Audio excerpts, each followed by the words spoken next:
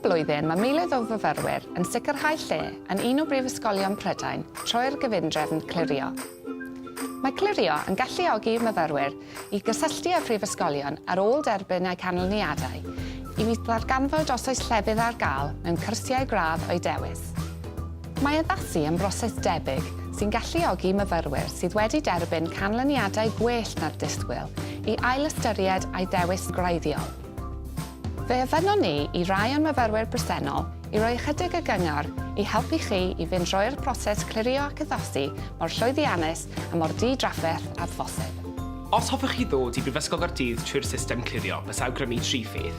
Yn gyntaf, ewch ar wefan Mhrifysgol Caerdydd i sicrhau bod y cwrs hoffech chi astudio ar gael. Yn ail, ewch ar y wefan UCAS i gwybod i gyd am y broses Clirio, ac yn drydydd, ffôniwch Mhrifysgol Caerdydd yn gynnar yn y bore i sicrhau bod eich lle ar gael. A cyngor gorau allan ni roi i unrhyw un sy'n ymgeisio trwy Clirio yw pan ydych chi'n ffonio'r Prifysgol, gwnewch yn siŵr fod gyda chi chrif UCAS a'ch canlyniadau lefel A a tygau yn barod. So dau beth na roi fel gyngor yw dewch chi ymuno mewn diwrnod agored a dewch chi ymweld yn y Prifysgol.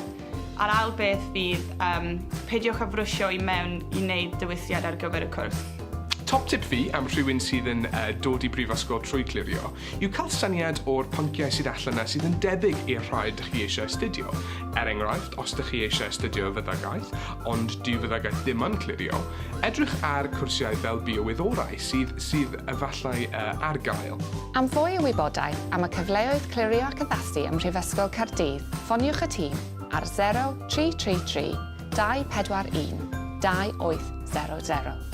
Diolch yn fawr a phob lwc ar gyfer y dyfodol.